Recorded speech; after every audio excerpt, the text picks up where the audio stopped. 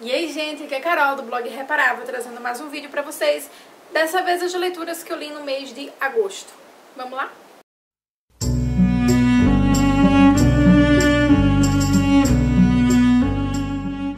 Vocês vão ver que a gente mudou um pouco o cenário aqui dos vídeos, que eu tô em busca do Santo Graal, do lugar da casa que eu consigo gravar, que tenha luz externa o suficiente pro meu rosto não ficar tão escuro. Eu espero que dessa vez tenha funcionado.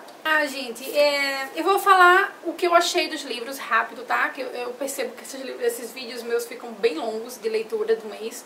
E eu vou tentar me focar só no que eu achei deles e deixar a sinopse dos livros aqui embaixo. Vou ver se eu deixo a sinopse tudo bonitinho aqui embaixo pra vocês. Eu li esse mês A Namorada do Meu Amigo, que é da Graziella Meilink, que foi um dos lançamentos de agosto de Novo Conceito. E vai contar a história do Cadu, que se apaixona pela namorada do melhor amigo dele, que é o Beto. E essa menina é a Juju. Eu acho que os personagens dessa história, que as atitudes dos personagens dessa história ficaram muito infantis. Eu achei que eles ficaram meio vagos, meio... Não sei, eu não sei se é porque os meninos tinham mais de 20 anos, eu esperava um pouquinho mais deles. Claro que a gente não pode dizer que toda pessoa com mais de 20 anos vai ser madura, porque não é, sabe, não é o caso. Mas eu esperava que um pouquinho do comportamento deles fosse um pouquinho, que tivesse um pouquinho mais de segurança, sabe como é?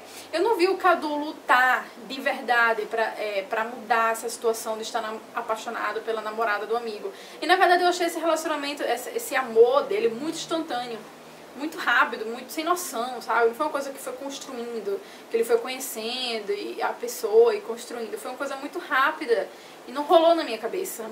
Os personagens secundários dessa história eu gosto muito mais do que os principais. Eu amo Caveira, que é um outro amigo deles muito doidinho. E eu amo a irmã do Beto, que acho que o nome dela é Alice, ou alguma coisa assim. Eu sei que foi um livro que eu acho que ele é ótimo para adolescentes. Eu acho que ele é um infanto juvenil aí bacana, mesmo que os personagens sejam a maioria adultos, só tem acho que 2 adolescentes, mas eu acho que a proposta dele não é para jovem adulto. Eu acho que a autora deu um final maravilhoso e eu penso que ela deveria ter feito, como ela fez com o final, o livro inteiro, ter colocado o Cadu com essa postura o livro inteiro, e ela não colocou, mas o final me ganhou. Então eu dei 4 estrelas ao livro justamente porque o final foi bacana, mas ele em si eu não achei tão bacana mesmo não, tá? Aí eu li Perdendo-me, que é da Cora Carmack, que também foi um lançamento de agosto do Novo Conceito. E é um livro que é bem falado lá fora, que inclusive já vieram algumas traduções de fãs aqui pro Brasil. E eu tive até acesso, mas não cheguei a ler porque eu soube que o Novo Conceito ia trazer e eu fiquei esperando. E aí eu fui ler Perdendo-me. Perdendo-me eu acho que não é um new adult, tá? Não é o meu new adult predileto. Eu gosto da Bliss, eu gosto do Gary, que eu acho que são 2 personagens que combinam muito juntos. Eu gosto da proposta do que a autora quis dizer. O que eu não gostei aqui foi o ritmo que ela deu à história. Eu acho que ela poderia ter mudado um pouco do meio pro fim. O começo é maravilhoso, tem um ritmo incrível. A apresentação dos personagens, da proposta dela. Do meio pro fim, ela deixa as coisas muito linear. E não é o que desse tipo de livro pede, sabe? Esse contexto que ela cria... Desse relacionamento diferente desses 2 personagens, se tivesse sido colocado em drama e tivesse terminado de um jeito parecido com isso aqui, eu acho que funcionava. Mas não é um drama, é um new adult. Então você espera um final um pouquinho diferente, você espera um pouco de ação na história e não tem. Então foi um livro que eu gostei, mas assim, não é meu predileto, new adult em relação à categoria dele não foi meu predileto. Gosto dos personagens e pronto, e só. Esse também tem resenha, vou deixar o link pra vocês. Eu fui ler o Ciuficada, que é da Gayle Forman, que também é um lançamento de agosto do Novo Conceito e que está sendo muito falado no blogosfera e por causa do filme que tá para ser lançado. E eu nem sei se quando esse vídeo entrar no ar ele já vai ter lançado ou não. E aí... Ciuficada é fino, ele tem quase 200 páginas, ou 200 e pouquinho. E eu acho que a autora colocou uma filosofia muito interessante em 200 páginas. Eu acho que ela criou um mundo bacana para 200 páginas. Não é um livro que você diga, pô, o melhor livro que eu li na vida. É tanto que quando eu fui escrever a resenha, eu fiquei naquela dúvida de que, pô, eu gostei muito. Mas não foi um livro que eu nunca vou esquecer, tipo, gravou na minha memória eternamente. Não foi. É um livro bem reflexivo, tá, gente? é para um público jovem adulto, mas é um livro bem reflexivo, então pode ser que muitos jovens adultos não vão gostar, tá, do livro em si, porque ele é bem paradão, na verdade, ele é realmente bem reflexivo. E aí vai contar 2 momentos da história da Mia, que é o passado e o presente, algumas coisas para justificar algumas outras coisas. E eu gosto muito das cenas do passado, acho que de uma sensibilidade incrível da autora, algumas coisas que ela cria aqui. E do futuro, que é quando ela tá no hospital e tal, é um debate, a reflexão nela, essa coisa de você pensar de que se você ficaria ou não. Eu adoro o Adam, adoro. O Adam é um dos meus mocinhos prediletos da literatura, assim, que é o personagem, que é o namorado da Mia nessa história. E eu quero muito ver como é que ele ficou no cinema, porque ele é encantador aqui, super charmoso, e eu quero ver esse charme no cinema também. Então tá, tem resenha desse aqui também, eu acho que eu dei 5 estrelas, mas foi 5 estrelas que ficou beirando ali 4 e 5, justamente porque eu gostei, mas por ele ser muito reflexivo, eu gosto de livros assim, mas talvez não agrade muita gente, porque ele é bem numa linha fixa ali do começo ao fim, tá? E eu li Dark House, da Karina Hale, que é um dos lançamentos do mês passado também, da Única, que aí tem uma pegada um pouco mais suspense e terror, tá? Eu amo os personagens dessa história, que é a Perry e o Dex. Eu acho que eles super combinam trabalhando juntos. São personagens que fogem muito do normal. Eles não são bonitos, eles não são super amigáveis. Mas eles têm aquele que a mais que faz você suspirar por um personagem, sabe? E eu suspirei pelos dois. Eu adoro os dois. A proposta deles individual e a proposta deles juntas. É bem bacana. Meu problema com esse livro foi porque, é uma série de muitos livros lá fora. Ou vão ser muitos livros lá fora, eu ainda não sei, se eu não me engano alguém me disse que são 9. E cada livro vai tratar de um caso em específico desses dois, que no caso a Perry ajuda o Dex, eles dois começam a trabalhar juntos. O Dex é produtor de web show e ele começa a fazer um web show sobre caçadores de fantasmas, sobre caça-fantasmas, sobre fantasmas, na verdade.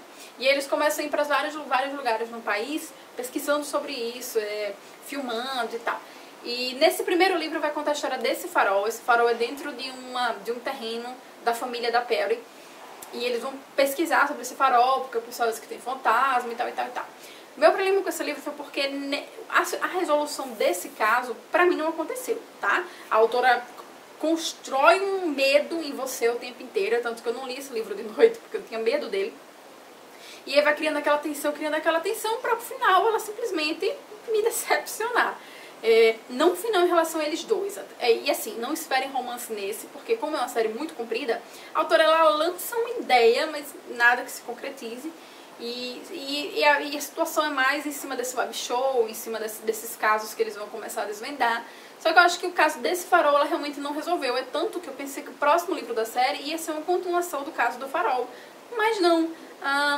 E eu não sei, alguma coisa me incomodou na falta de resolução desse caso. Eu vou continuar essa série porque eu gosto muito dos personagens e porque eu quero ver como é que vai ser o próximo caso, se a autora vai dar um final digno a ele ou não. Mas isso me incomodou, tá? Essa falta de resolução digna desse caso. Continuei o mês lendo... esse aqui primeiro. A Manhã de Núpcias, da Lisa Kleypas, que é o 4º livro da série dos Hot Wales, que vai contar a história do Léo e da Kate. Eu gostei mais desse livro do que do livro anterior, porque o relacionamento desses dois vinha se construindo antes desse livro, sabe? Eu gosto quando o livro é assim, quando vem construindo anteriormente. E aí no caso da Kate, que ela é tipo uma governanta, ela não é uma governanta, ela é uma dama de companhia das irmãs dele, da Beatrix e da Pop, só que a Pop já casou e ela tá só cuidando de Beatrix. E aí eles brigam muito o tempo inteiro, os livros anteriores, eles vivem brigando. E aí nesse livro eles começam a se perceber, tá? Como homem, como mulher e tal. E aí começam a levantar alguns segredos em relação à vida da Kate, algumas dúvidas em relação à vida do Léo, do Leo. E é bem padrão, sabe, gente? De livro de romance de época, assim, de romance de banca, como eu chamo. E segue aquela linha, do casamento, não lhe amo, eu tô casando por conveniência porque eu preciso e tal, e na verdade é porque eu gosto mesmo. E segue bem essa linha, é um livro que diverte, não é um livro que, meu Deus, o melhor livro da minha vida. Dentro da categoria dele, ele é um livro 4 estrelas pra mim, porque eu gosto muito dessa escritora escrevendo.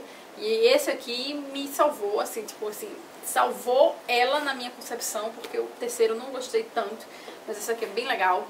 E que vocês gostam dessa categoria, dão uma lida. E aí, seguindo a mesma linha, eu li Os Segredos de Collie Bridgerton.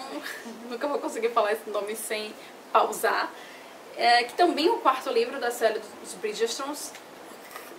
E aí vai contar a história do Colin, meu eterno amor nessa série.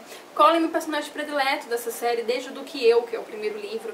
E eu sempre fiquei esperando pelo livro do Colin, graças a Deus que era o quarto livro. E eis que ele chega e eu devoro horas assim. E aí vai contar a história do Colin e da Penélope. Penélope é um personagem que também entra nas outras histórias da série. Você vem criando empatia pela menina, que é uma menininha que é tipo patinho feio na história. E aí você vai tendo uma dó dela o tempo inteiro, sabe? Nesse livro, assim, as coisas começam a desenvolver pra ela e você percebe que a Penélope é muito mais do que ela aparentava ser nos livros anteriores. E eu amei, eu amo essa personagem, eu sempre gostei dela, mas aqui eu me apaixono por ela, legal. E o Colin, eu tive um pouquinho como é que eu posso dizer?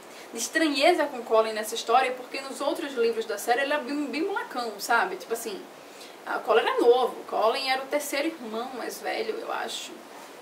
Eu acho que é isso mesmo, o terceiro. E aí nas outras histórias você vê um Colin com 20 e tantos anos, aquele molecão, tirando onda de tudo, tirando sarro de todo mundo. E aqui ele tá com 33, então o pulo que a história dá até esse momento da vida do Colin é grande. E você percebe o amadurecimento do personagem, o que é lógico, tem que existir realmente. E algumas aflições dele, algumas coisas que, pô, a minha vida poderia estar diferente, e não é isso que eu quero e tal e tal. Então isso eu gostei. Só que me deixou naquela estranheza em relação ao Colin, porque eu tô acostumada com o Colin molecão. E aquele não é mais. Então isso me bateu aquela... Ai meu Deus, cadê o Colin que eu conheci? E não que ele tenha sumido, só que ele tá muito mais sério aqui do que ele era nos outros 3 livros. Claro que as melhores cenas de comédia, assim, as melhores cenas pra você rir dessa série, elas estão nesse livro, né? Porque, logicamente, é o livro do Colin. Então, ganha por isso, tá? Mas, assim, é um livro que eu amei, porque eu amo essa série como um todo. Mas que eu fiquei procurando o Colin de 20 e tantos anos, moleque. E eu li O Sobrevivente, que é do Greg Uvitsi, que saiu pelo Arqueiro, que é um thriller policial, dá uma coisa puxando ali pro drama também. E aí vai contar a história do Nate. E o que eu acho desse livro? Esse livro, ele é cinematográfico muito. Tipo, você visualiza onde a câmera ficaria durante a leitura desse livro facilmente. Porque até os diálogos, eles são bem cinematográficos, são bem pensados para um cinema mesmo. Eu não sei se é a proposta do autor nesse livro ou se ele escreve assim, nunca li outra coisa do Greg. Mas eu amo o Nate, eu criei uma empatia pelo Nate, assim, desde a primeira cena dele, desde ele lá em cima do banco querendo pular, que na verdade aqui nessa história ele quer cometer suicídio. Ele tem uma coisa acontecendo na vida dele que tá complicada, e além de outras familiares que estão complicadas também. Então é um personagem muito denso, cheio de problemas no passado, cheio de expectativa, na verdade zero de expectativa pro futuro. Então é um personagem que toma decisões extremas para poder justificar algumas coisas. Eu gosto muito desse livro. É um livro, não é um thriller policial desses que você lê sem parar, tipo os do Harlan Coben, que você lê e só consegue parar quando você acaba o livro. Na verdade, isso aqui tem muito mais de drama do que de problemas policiais, sabe? De resolução policial, porque a vida do Nate é uma bagaceira. E da família dele também, dos personagens secundários são incríveis. E nossa, mãe, foi um livro que eu li lento, porque é um livro que pede uma leitura lenta, não é um livro que pede uma leitura rápida. E talvez isso decepcione algumas pessoas em alguns pontos, porque a pessoa vai esperando uma coisa e a outra. E a Ciele, a filha dele, é extremamente antipática, então você tem raiva da garota, quer bater a cabeça dela na parede em alguns momentos, por ser tão incompreensível. Mas é um livro incrível. É um livro que pra mim foi 5 estrelas, eu favoritei, um dos melhores do ano. Eu amei. Eu amo a construção do personagem do Nate, da família dele, do motivo pelo qual ele deixa de se suicidar, e do final incrível. Eu amo esse livro, eu super recomendo ele pra vocês, tá? O outro livro que eu li foi Um Caso Perdido, da Colleen Hoover, que é a série de Hopeless. Então, que saiu pela galera, tá, gente? Eu sou louca pela Colleen, vocês sabem disso. E esse aqui vai contar a história da Sky e do Holder, que não são diferentes dos outros personagens de livros dela, que eu amo, que é do Métrica e o Maybe Someday. Só que aqui tem um diferencial que eu acho que é um momento meio clichê. Aqui no meio do livro, depois do comecinho até a bomba que estoura nesse livro, eu acho que ele tem um clichê de relacionamento jovem, do relacionamento desses dois e tal. E depois que essa bomba explode, eu acho que esse clichê é que fez o diferencial na história. Que é o quanto que a Sky e o Rhoda, eles são apegados e o quanto isso reverte para a vida deles como um todo. Eu amo como ela constrói os personagens dela e fazem eles necessitarem do outro dessa forma, sabe? Chega a ser visceral o quanto você quer que eles deem certo, que eles fiquem juntos. Eu amo, amo, amo. Apesar da bomba dessa história eu já ter visto em outros livros, a forma como a Colleen escreve é surpreendente, é maravilhosa. Eu amo o fato da galera não ter tirado o nome de Hopeless, porque tem um significado incrível dentro do livro. E é um livro incrível, é uma autora incrível. Dessas autoras da modernidade, com certeza a Colleen Hoover é minha predileta. Eu acho que, tipo assim, da nova leva de autores que eu ando lendo, sabe? E eu super aposto qualquer livro dela, tanto que eu tô com Ugly Love no Kindle pra poder ler, que é o outro livro que ela escreveu. Mas tá aí, gente, se vocês quiserem dar uma lida, esse aqui foi resenhado por Livros em Marshmallow, que é o blog da Kelly. E eu vou deixar o link pra vocês darem uma conferida se vocês quiserem. Apaixonante, tá? Apaixonante. Daí eu li 2 livros no Kindle. Um deles foi o Angel Fall, que é da Susan A. Não sei se dá pra vocês verem por causa da luz. Mas enfim. É um livro, é uma distopia, tá? E é uma distopia sobre anjos, que vai contar a história... Eu não vou lembrar o nome do personagem, até porque eu prometi que não ia contar sobre as histórias. Mas aí vai acompanhar a história dessa menina com esse anjo caído pra poder salvar essa irmã dela. É um livro curto e é uma distopia... eu nunca li nenhuma distopia sobre anjos, eu não me lembro de ter lido outra distopia sobre anjos, e eu achei essa muito convincente pra ser uma distopia sobre anjos, apesar de não saber por que foi essa invasão dos anjos à Terra. Mas como é uma série, eu tô deixando a explicação, né, pra que a autora me dê a explicação mais lá na frente, se é porque ela não quis mostrar agora. Mas é um livro que vai construindo um relacionamento bacana dessa menina com esse anjo desde o início. Tá? Eles têm um relacionamento que de início é bem conturbado e depois de um tempo vai começando a melhorar. Eles se ajudam muito, mesmo sem perceber que estão se ajudando, sem querer se ajudar, mas eles se ajudam. E o final desse livro é incrível, incrível, incrível mesmo. Tipo, caraca, como é que a autora faz um negócio desse comigo? E aí eu tô vendo se eu pego o segundo livro dessa série pra ler. Eu acho que eu já até tô com ele no computador. Mas como é uma série que eu tô com muita coisa acumulada aqui pra ler, que eu preciso realmente ler, eu tô adiando pra ler Angel Fall, mas foi um livro que eu li em uma tarde, e muito rápido. Distopia normalmente eu leio rápido, essa eu li muito rápido, e eu gostei de verdade. E o último que eu li no mês foi o Forbidden, também não sei se dá pra vocês verem, que é da Tabitha Suzuma, que já foi traduzido para o Brasil como Proibido pela editora Valentina, que é aquele livro que tem a rosa com os espinhos e tal. Estão vendo? Enfim. Vai contar a história do Loki da Maia. Também não vou explicar sobre a história, vou deixar no box de informação do livro aqui embaixo. Mas foi um dos poucos livros que quando eu acabei, eu fui pesquisar sobre o assunto. Ele fala sobre incesto, fala sobre um relacionamento, um amor que cresce de paixão entre esses dois irmãos. E eles têm que criar os 3 mais novos, sabe? E eles acabam se comportando como pais porque não tem quem faça isso pelas crianças. E isso meio que confunde o relacionamento deles. E não é confundir no sentido de que, meu Deus, eles estão errados. É no sentido de que a vida levou eles a cometerem isso. Então eu nunca critiquei. Agora, é um livro que pede que você tenha estômago, paciência e que deixe o seu senso de preconceito, o seu preconceito de lado, o seu senso de moralidade de lado para poder ler. É um livro que realmente me fez pesquisar sobre a antropologia dessa coisa do incesto. Li vários autores sobre isso. Li um pouquinho de Freud falando com o Complexo de Édipo, que é uma coisa muito mais moderna. Li Levi Strauss, que ele fez uma pesquisa sobre essas coisas, sobre o incesto em tribos e tal. Ele fez até umas pesquisas em tribos indígenas brasileiras, porque assim, como a gente sabe, o incesto é uma coisa muito, a ideia do incesto é uma coisa muito moderna. Existe o incesto desde que o mundo é mundo, tá? Filho com mãe, com pai com filha, irmão com irmão, existe desde que o mundo é mundo. Só que essa coisa do tabu em relação ao incesto começou muito recentemente. E a verdade, essa coisa de que dizer que é errado, começou no início mais como uma questão política, sabe? E para estruturar a família do que necessariamente por ser realmente, de fato, uma coisa errada. Até porque quem diz hoje em dia o que é errado e o que não é errado é a cultura, né? Tantas culturas aí no mundo fazem coisas que a gente acha absurdo, mas que para eles é super comum. Então, né, isso é muito relativo. Agora, para nós aqui no Ocidente, o livro dela pode chocar. Ele pode não, ele choca. Ele choca porque você se sente agoniado naquela situação. Se sente agoniado da necessidade que eles tiveram de se envolver.